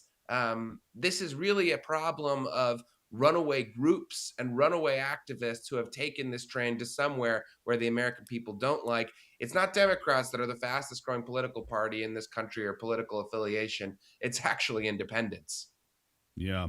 You know, and it's not just getting rid of prisons and police. It's getting rid of the United States Senate, getting rid of the United States Supreme Court, getting rid of the president. The co-chair of the DSA made that public on national television a couple of days ago. I mean, it's not in line with, I'd say, better than 80% of the people. You're doing the polling, you know. Yeah, that was a remarkable clip, right? The DSA people are turning out to make some of the best Fox News guests in the country. They go out there and they just say what they believe. And, you know, viewers are aghast. And so is the rest of the country, including the half that doesn't watch Fox News. I think one other interesting finding from our poll is that while nearly half of left-wing voters and fully two-thirds rather of those who are under 35 now identify more closely with democratic socialism than with traditional liberalism, the general electorate continues to favor a politics of work, responsibility, targeted assistance, and the general electorate continues to be for public order. So that really leaves Democrats facing a choice between the priorities of an increasingly ideological primary electorate and the instincts of the broader electorate that decides competitive elections. I think bring it back again to Bill Clinton from 30 years ago, right?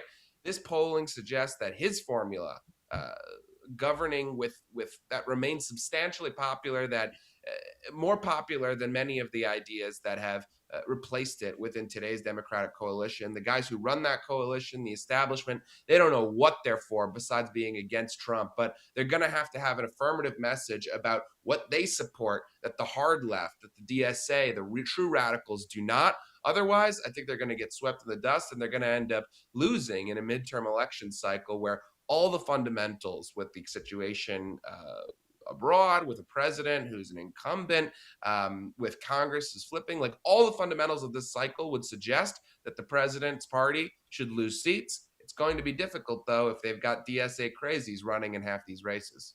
Yeah, or more than half the races. And then you factor in the redistricting that gave the Republicans 10 or 12 pickup opportunities in the House. And the math suddenly gets very dicey for the left. You know, careful who you invite into your big tent because they might just light it on fire. That'd be my advice. Jesse, thank you very much. Great to be with you, Steve. Greatly appreciate it. Yeah, be careful what you wish for. You might just get it. All right. Don't forget to email me. Man, I was stacked up with them yesterday. I got through most of them. I read all of them. I respond to some of them. If you write me an entire novel, harder for me to read. If you're on point, I have a better chance of responding. SteveGruber.com, the place to go for that. Plus, follow us on YouTube. We're growing there with the Forgotten America podcast. Go to YouTube, become a subscriber for free. And catch Susan Kokinda, this week's edition of Forgotten America. I'll be right back.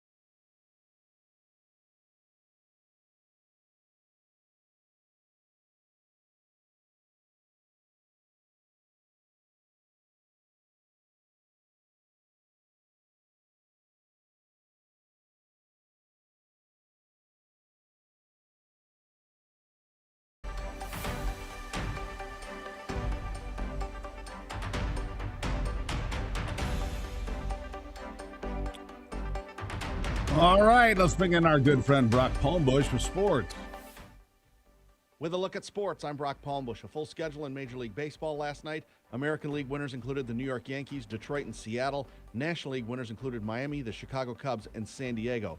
The WNBA returned from its All-Star break last night with 5 games on the schedule. Winners were Washington, Minnesota, Indiana, Las Vegas, and New York. In the NBA, the Golden State Warriors brought back Draymond Green for another season. He'll get a 1-year deal worth just under $28 million. He declined his player option for roughly the same amount earlier this summer. Green enters his 15th season in the NBA this fall, all with the Warriors. And in the National Football League, the Philadelphia Eagles gave Pro Bowl defensive tackle Jalen Carter a 4-year contract extension worth $152 million. $106 million of it is guaranteed. He's now under contract with Philly through the 2031 season. That's a look at sports. Back to you, Steve. How much was guaranteed? $106 million. Heck, I can work through 2031 for $106 million. I can suck it up. Yeah, if I made that kind of money, you'd never see or hear from me again. But it's guaranteed. Thanks. It was guaranteed. Yeah. See you later. Yeah. Anyhow, thanks, Brock. Mm-hmm. Greatly appreciate it. NeuroGuard Plus, speaking of sports, stop concussions before they happen. Dr. Michael Hutchinson patenting a breakthrough mouthguard for athletes in every sport. It's a game changer. Athletes using NeuroGuard Plus suffer concussions 0.26% of the time or less. Almost unheard of, and it gets better. The mouthguard can boost your speed and strength by up to 16%. You can jump higher and run faster. And it's not my word. It's Michigan State University and Wayne State. They tested it. Protect your brain, keep your head in the game, and upgrade your performance. Go to NeuroGuardPlus.com. Save 10% with the promo code Gruber. My son has worn this mouthguard in football for years now. 0 concussions. So my personal experience is it works. NeuroGuardPlus.com. I can't guarantee the results, but the studies are the studies. NeuroGuardPlus.com. We got a lot more to cover here today. More on Anthony Fauci and those Biden tapes. He was a doddering old fool in 2017, 18, 19, before he ever ran for election the first time. The tapes are, well, they're embarrassing. More on that coming up as we continue.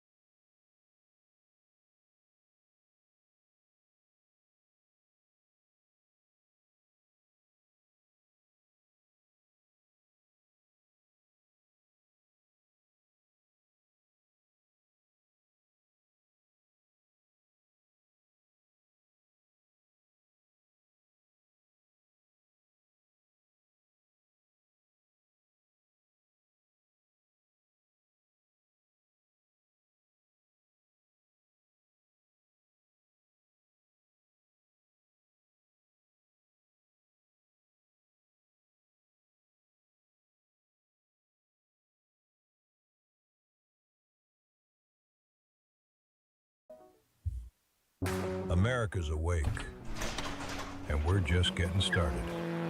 The headlines that matter, the stories they won't tell you, and the voices fighting to be heard. This is your country, your morning, your daybreak with Steve and Ivy Gruber. A new hour starts right now.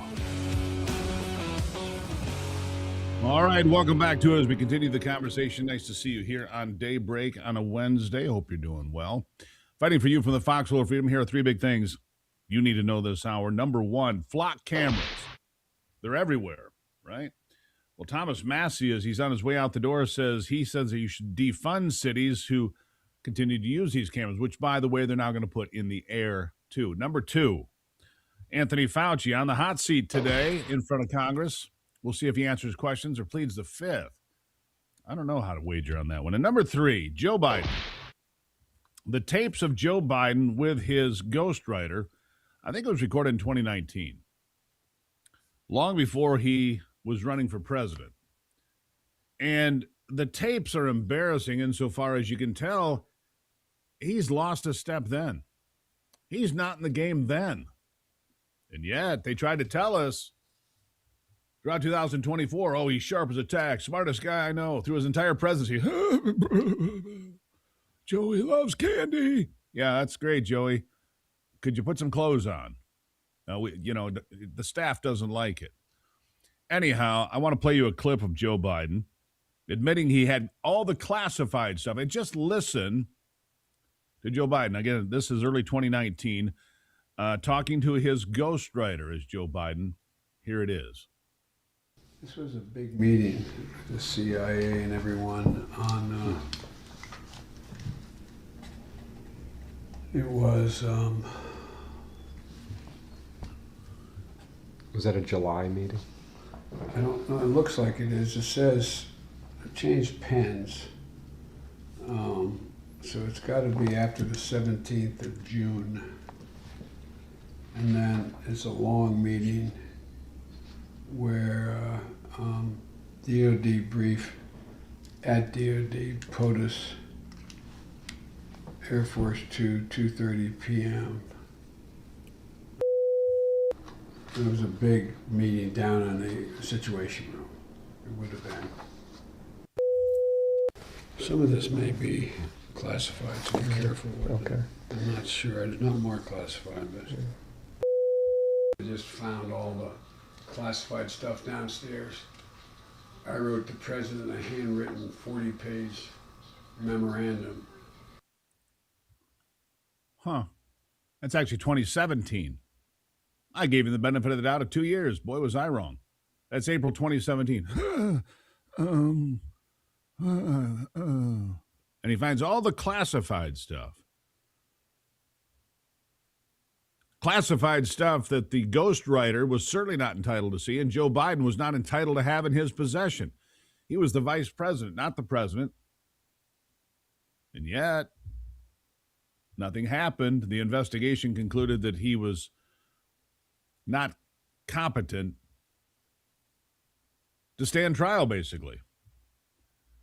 Well, if he wasn't competent in 2017, sure as the hell wasn't competent in 2020 or during his presidency.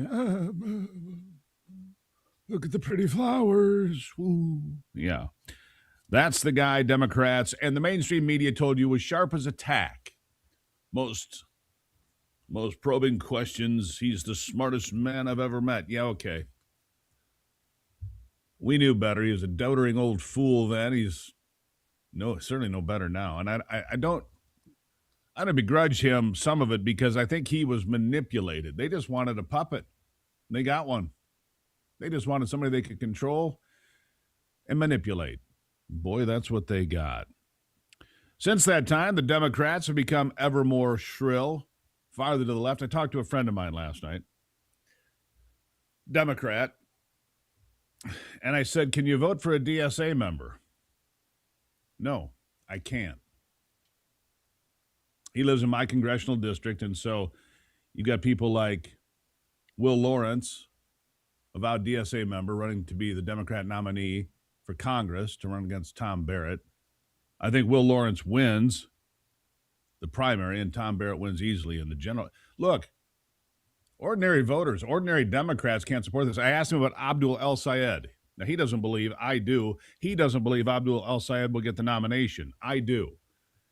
Right now, because the numbers I'm seeing are Haley Stevens is ahead until you factor in energy. How committed are you to vote? Enthusiasm is on Abdul El-Sayed's side for the primary. I think he wins it by a point or two over Haley Stevens. Maybe a little bit better, but a point or two, and becomes the nominee. And that'll mean that Mike Rogers will be your next U.S. Senator from Michigan. These are important things to consider. Stephen Miller yesterday called out Democrats for exactly what they are, what they have become. Listen to this. The people you mentioned, the names you mentioned, AOC, Bernie, the Squad, Omar, these are people who even 10 or 15 years ago would have been relegated to the outer extreme fringes of the Democrat Party. They're now the center of the party. They're the heart of the party. They're the soul of the party. So the Democrats have become a party of freaks, weirdos, losers, and crazies. But you can't laugh it off because it's deadly serious. Wow. When you give these people power, everything you know and love in this world falls apart. You have chaos, corruption, decay, violence, poverty. Pretty succinct and to the point. I can find nothing in what he said to be wrong. I have no criticism of anything that Stephen Miller said there. And though the metrics should favor the Democrats, they should.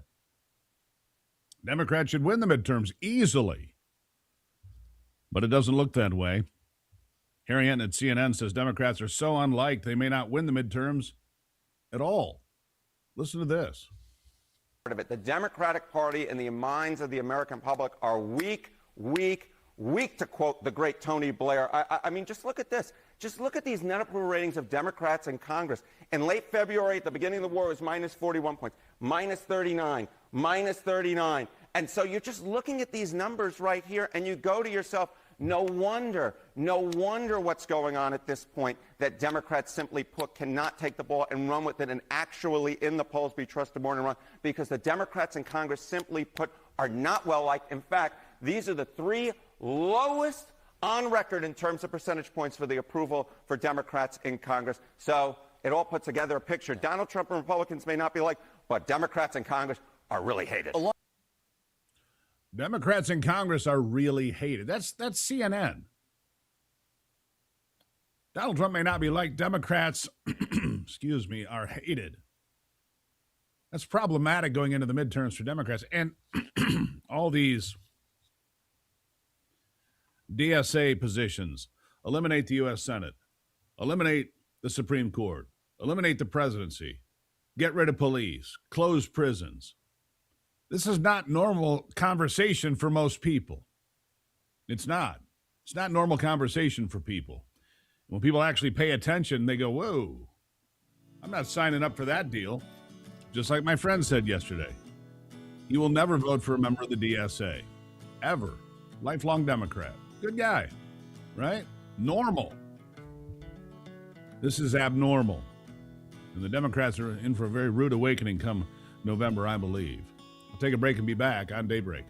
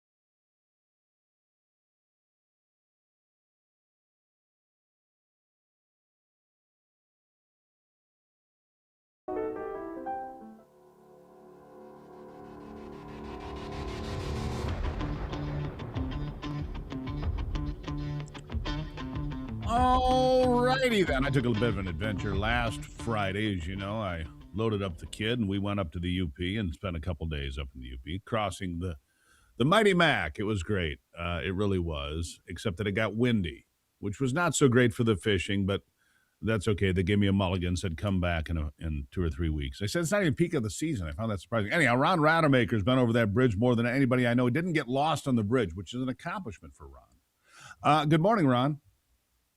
Good morning, Steve. Yes, across the bridge and around the bend, as they say. Yes. I'm going up there in a couple of weeks to go fishing myself. Yeah, I was in your old hometown, the great city, the thriving metropolis of Nema, with Charlie, the good proprietor, which, by the way, did you know Charlie could sing? He got up there and belted it out. It was great. Oh, yeah, Charlie's a great performer. Yeah. They have music regularly. He's a good guitar player. They have a band called the Minopales. And Minopales, of course they are. Minopales, yeah. What else would it be called? Yeah, what else would it be called? Yeah. So yeah, in fact, I may be broadcasting from the inn. I'm going to drag the stuff with me. I'm going to be up there middle of August. We might do this from the inn. So I'll see if I can get Charlie to step up and say hello. Yeah, I'm going to try to go back at the end of the month because Lake Michigan's a tremendous fishery for all sorts of great things, but it was too windy. And my intrepid guide, whose name shall remain anonymous because he likes it that way, was terrific. And I will see him again. Oh, great. Yeah, the guys who know the waters up there, they'll put you on the fish. They can't do anything about the wind. So yeah, but they have a strict no social media policy. You show the world where my spot is, and I'll cut off your hands or something like that. Yeah, you'll find yourself in a world of trouble if you reveal the spot. So yeah, it's like these guys are worse than morel mushroom hunters. I'm telling you, these guys. Yeah, a little wild. Anyhow, what do you got? Well, I got some shout outs I got to do. I've been gone for a couple of weeks. We've been extremely busy. So I want to do these shout outs. They're very important. Greg from Gun Lake, I know you're listening. It's been a couple of weeks. Thank you. Janet Lake came by and had some ideas for the next Bob the Turtle book, which I really appreciate. And then we were at, last week, we were at the CSA Art Fair up near Crystal Lake. And I got to tell you, it was interesting. They had there at the church grounds, they had these games going on, long games for kids. They had, it's got the soaring steeple and the stained glass, just beautiful. And they had all kinds of games out there, but I noticed that they didn't have any lawn darts. And that would surprise me because my little brother and our cousins all learned how to play catch, in that game. So they didn't have any lawn darts. I was surprised at that. Long darts banned by parents everywhere. Yeah, we had those as a kid too. And we did the same thing. We throw them as far up in the air as possible to see how, could you dent something? Could you go through something? Could you, pierce your foot? Whatever. Just how thick is the metal on that pickup truck? Exactly. And so John Siebert came back from Arcadia. Got to give him a shout out. He wanted me to remind everybody, easy for me to say, that Arcadia Days is this weekend. And that is where the Arcadia Marsh Boardwalk is. And if you have not been, that's a boardwalk they built that goes about a mile or so out into the wetlands. So it's become one of the top birding destinations that's a cool thing. The country. So there's your shout outs. Yeah. So we got a lot going on. I'm writing down the boardwalk. I like bird watching, Ron. It's one of the things I like to do. It's the fastest growing outdoor activity in America, if you didn't know. It is. And I'll tell you, if you go through there, it's so easy to get to. You're right on the main road, 22, and you drive into Arcadia, through Arcadia. It takes about 45 seconds to get through town. And it's right on the side of the road. You just pull into the parking lot and bam, you're on the boardwalk. No hiking. It's terrific. Yeah. So so we'll talk about the Upper Peninsula first. What's going on up there? Blueberry Festival, one of the first of the season, is in Marquette. Curtis has their arts and crafts fair there, and I'm sure Michael Carrier will be there with his fantastic murder mysteries that take place across the UP. Steve, I know you're going to be sad that you're not up there for this one. Crystal Falls, it's time for the Humongous Fungus Festival. And how humongous is the fungus? That is the fungus. And they make a fantastic, huge mushroom pizza. that they're working on a world record for the size of the pizza. So terrific. And if you're up there, I recommend that when you need a break from the festivities, head out to Horse Race Rapids. You can get the directions off MichiganBackroads.com or UpNorthMichigan.com, and it is a terrific hike. And you will have to do some very steep climbing to get down to the rapids, but that's a gorgeous rapids that very few people have heard about. So or survived. That's what's going on in the UP. Horse Race Rapids. Yeah. Now, so then we're going to do Lower Michigan. All right. You're terrible. You're terrible. Heritage Days in Copemish. You should have gone through there, Steve, because that's on the way to the Iron Fish Distillery. So I have. I've been to Iron Fish. That's the home of the Archangel Project. If you've not heard of this, these guys go around the world collecting parts of old trees like the sequoias out in California, all these endangered species, and they clone them and grow them at the Archangel Project. They have these big buildings where they grow these trees. Yeah, and that to preserve these, and then they make deals with schools all over, and the kids go out and plant these. When they come out of seedlings, they go to the school and they tend them until they're big enough to be planted. Then they get to help plant them all over the United States. It's a terrific project, and they do allow tours. So that's the Archangel Project. Just Google it up there in Copemish. Okay, hold 1 second, Ron. Yeah. Because of all my blathering about, being a NEMA, center of the universe, I ran us out of time a little bit. But I've got an extra 2.5 minutes for you after the break, Ron. Ron Rademacher, MichiganBackroads.com, if you want to get your festival or your event featured, MichiganBackroads.com. Plus, Ron's got lots of great books for you at MichiganBackroads.com about adventures here in the great state of Michigan. More with Ron after this.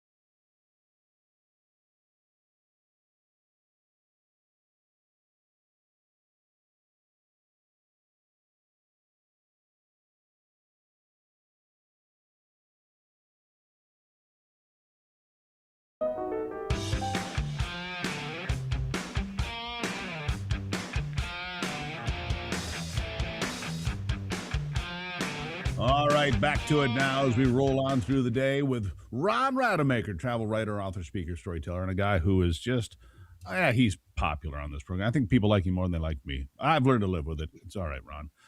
Let's go to Grand Haven.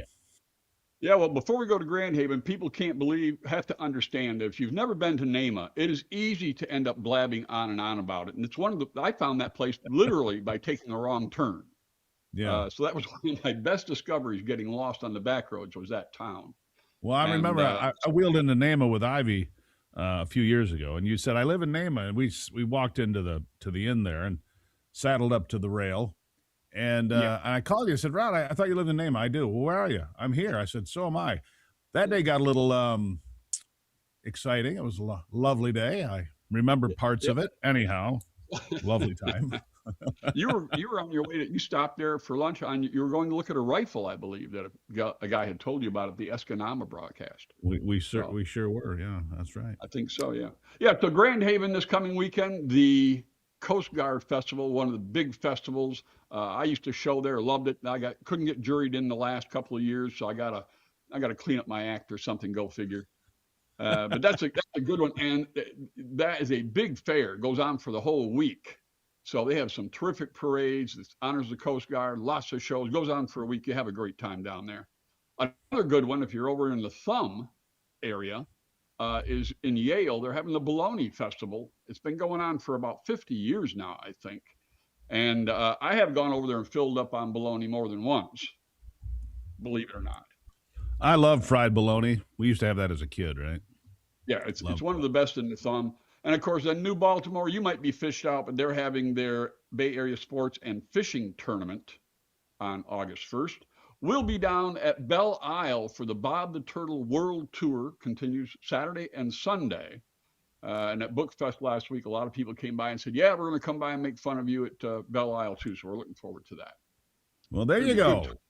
Good stuff. Ron Rademacher, former mayor of Nema, Michigan, an ambassador to the world. You can find more at MichiganBackroads.com, MichiganBackroads.com. And again, he's got a lot of great books. Go check it out. It is great stuff about road trips and adventures and ghost towns and all sorts of cool stuff. Ron, as always, cheers. Steve, have a good one. Thank you so much. I'll see you soon.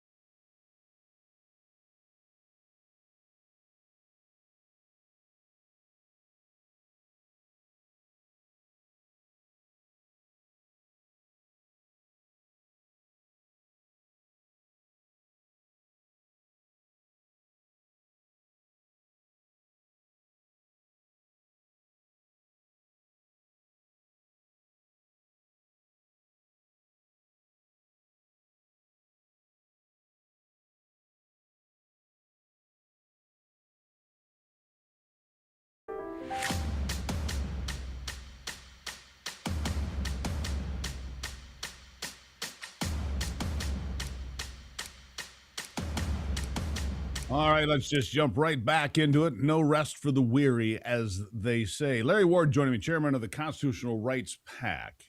All right, so we're going to continue talking about these Fauci diary entries. I think there's 1,100 pages, right? Dr. Anthony Fauci and Rand Paul. Now for the main event in this quarter, weighing in at whatever. Anthony Fauci, it's going to be like a UFC fight on the White House lawn, I think. At least that'd be kind of fun for everybody to watch. Wouldn't you agree? Larry, good morning. Thanks for having me. What a spectacle today is going to be. I think Rand Paul is going to wipe the floor with Fauci. I think so too, but I think so. Here's the question, and I can't get it. I talked to so many lawyers yesterday, and I pled not guilty, by the way. No, I talked to so many lawyers yesterday trying to figure out, does a pardon function the same way as an immunity deal? Nobody can tell me. I mean, can he walk in there and plead the fifth because he's got a pardon, right? So he's in no legal jeopardy that way. But they said, well, what if a state wanted to pursue him? Then he's got legal jeopardy. What if he said something? I mean, if Rand Paul simply says, here's a clip from your diary, here's what you testified to, you lied, yes or no?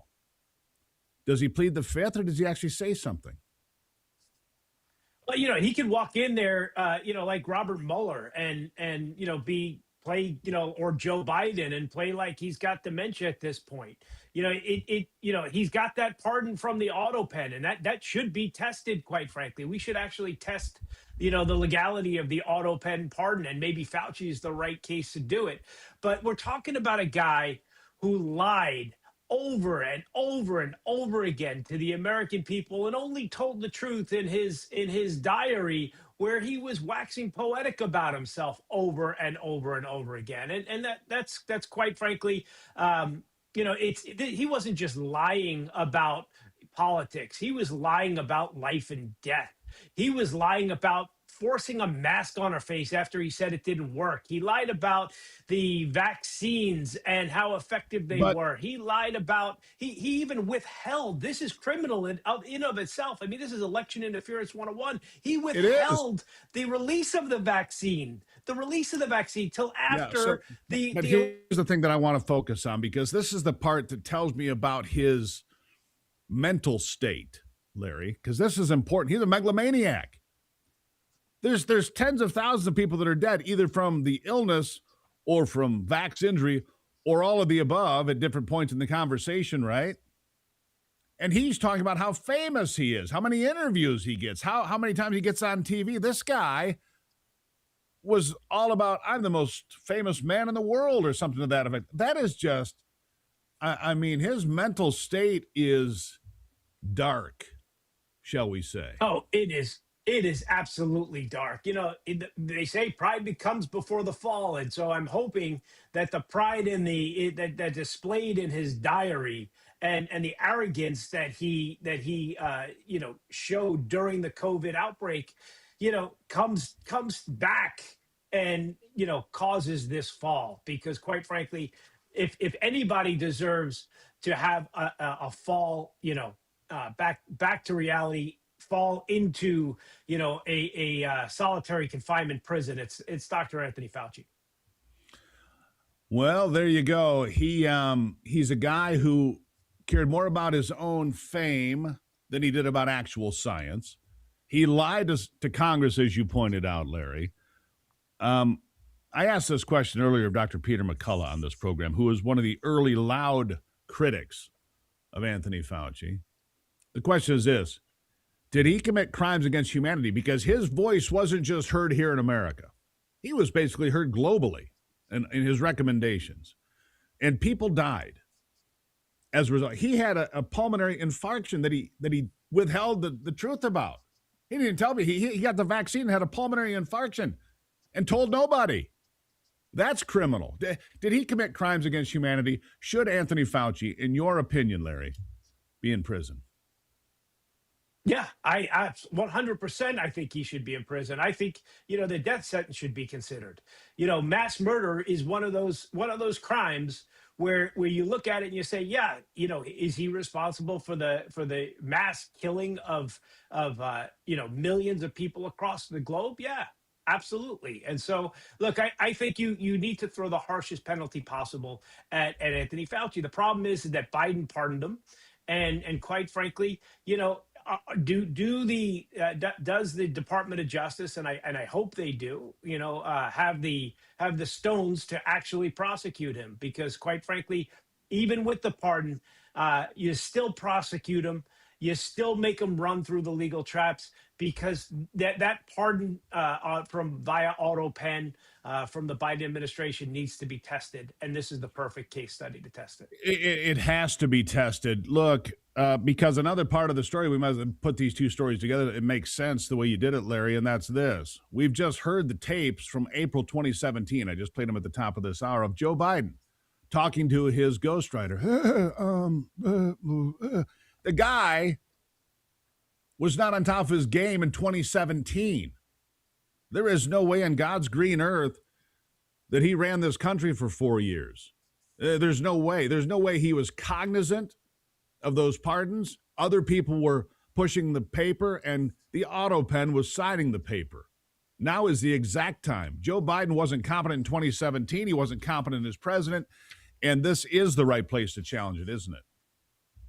100%. And, you ask who was running the country. Quite frankly, it was the Obama leftovers, and probably Barack Obama had the final say. He had his extra term, his third term. A lot of people, a lot of Democrats are screaming because Trump keeps mentioning he's going to run for another term. Well, Trump's won 3 times. Why not give him a fourth? Because Obama had a third term. Yeah. I did like Donald Trump announcing his run for president at the correspondence dinner. I did appreciate, Donald Trump doesn't get enough credit. He's a very funny man. He really is. He doesn't get enough credit for his humor. Anyhow, with Fauci today, Rand Paul, I think you're right, is going to clean the floor with him. But what do you really expect? Do you really expect Anthony Fauci to ever be held accountable? No, I don't. And that's the unfortunate thing. The people, they reach a certain level in government and they become Teflon. Quite frankly, it's not at the congressional level. You've seen congressmen go to jail. They threw a good man, Steve Stockman, in jail after he did the Benghazi discharge petition. So you throw congressmen in jail, but once you get that highest level of the deep state bureaucrat nonsense, you're pretty much untouchable. And it's if anybody is going to be held accountable, it will be held accountable in this Trump administration, where Trump is trying to disrupt and change the country back to what it was and make America great again. You can't make America great again unless you make people accountable again. Amen to that. We can't have 2, 3, or 4-tiered justice systems. We can't. If you broke the law, you need to pay the price. And I don't care who you are. That, by the way, for me, that goes all the way to Barack Obama. If the evidence continues to show that, that's where I am with it. Larry Ward, thank you. Hey, thanks for having me. Appreciate it. We'll take a break and be right back with Ivy on the program. She brings a smile to all the good boys and girls after this.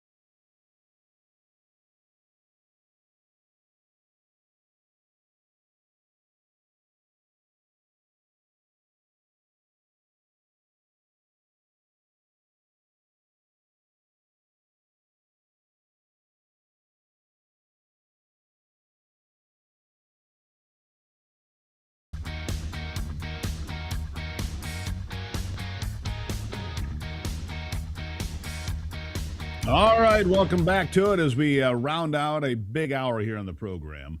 All eyes on Capitol Hill. Anthony Fauci in this corner, weighing in at 131 pounds and full of BS.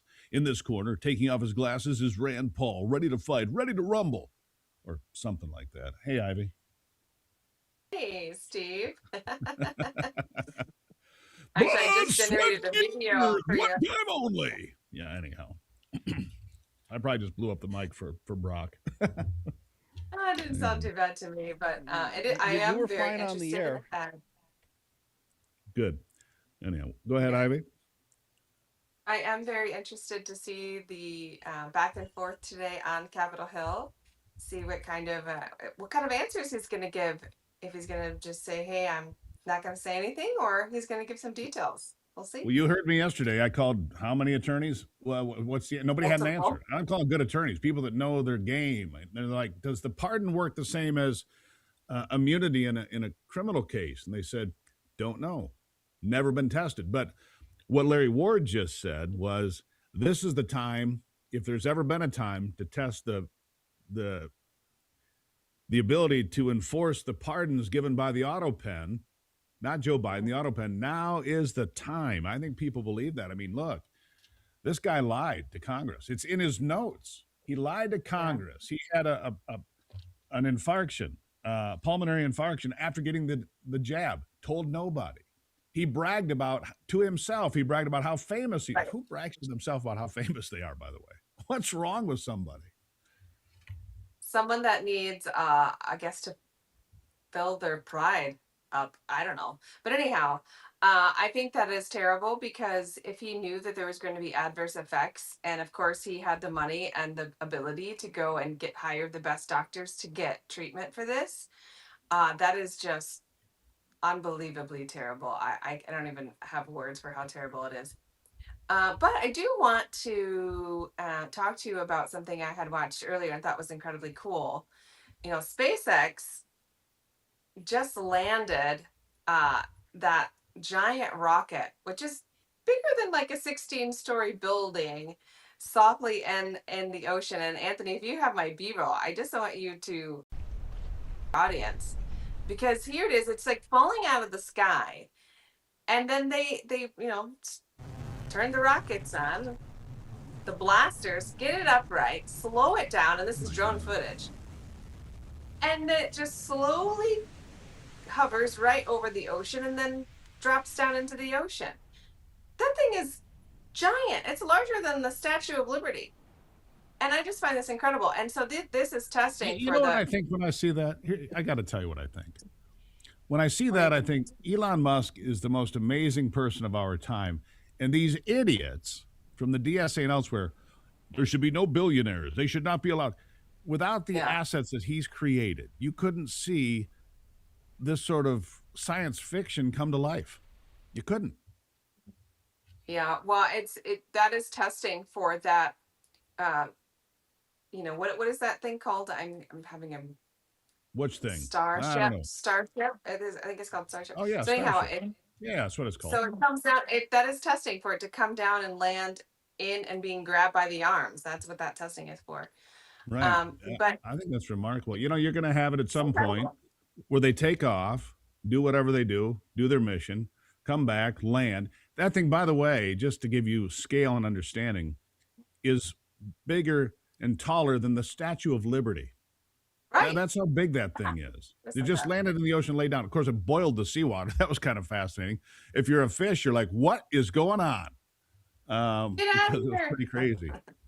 But yeah, that thing is gigantic. I think that's the second best video I've seen this week. The best video was that kid. I played it earlier. That kid rescuing the 10-year-old, the 16-year-old in the waves. That was crazy. I mean, that one right there. Look at that. Yeah, right. This kid just goes head first. He remarked that he was just not going to let go of that kid. It was a 10-year-old boy that he saved from drowning. And, you can see that it's taking everything that 16-year-old has in order to hang on to that child. And he continues to fall under the water to get under the wave, and some other people try to come out and help. It's unbelievable. Wow. What a It's hero just- of the day right there. Incredible. It's unbelievable. In fact, here's I don't know if you saw this morning, or maybe it was last night, but I saw it this morning. President Trump is bringing that lifeguard, 16 years old, to give him the highest civilian. I think that's the Medal of Freedom, is the Oh, highest that's so civilian honor. wonderful. He's definitely deserving. That is resilience right there. That is just everything you have to save someone's life. And I find that incredible. I Right find it there, incredible I too. think You know, that's what he's makes America great right there. Just he's incredible. waving off the adults. There's adults out there trying to help. He's like, get out of here. There's these, and they get pummeled. He said, get out of here. Right. Save yourselves. He would Right. not let go of that kid. It's just so heartwarming, isn't it? I love think it's that. great. I think he deserves the Presidential Medal of Freedom. You know, and I agree with you. It gives me faith in America when I see young people that are in good shape, that know their job, that put their life on the line for that 10-year-old. And so apparently it's going to be the lifeguard and that kid going to the Oval Office, and probably their families and so forth. I think, you know, I think this is a lot about your president. Absolutely. Absolutely. He sees things like that and he knows that that young man should be rewarded. And that is incredible. Hats off to him. Hats off to him. Amen. All right. We'll leave it there for this moment. Ivy, always good to see you. Love you. I love you too, Steve. All right. And I've got to figure out here what time the big event starts. I'm telling you, wouldn't it have been better if they kept the cage up at the White House and you just put Anthony Fauci and Rand Paul in the cage, let them go at it? Wouldn't that have been more entertaining for everybody? I mean, you could do pay-per-view, raise some money, pay off some debt. You know, I'm just throwing it out there as an idea. Anyhow, final thoughts after this.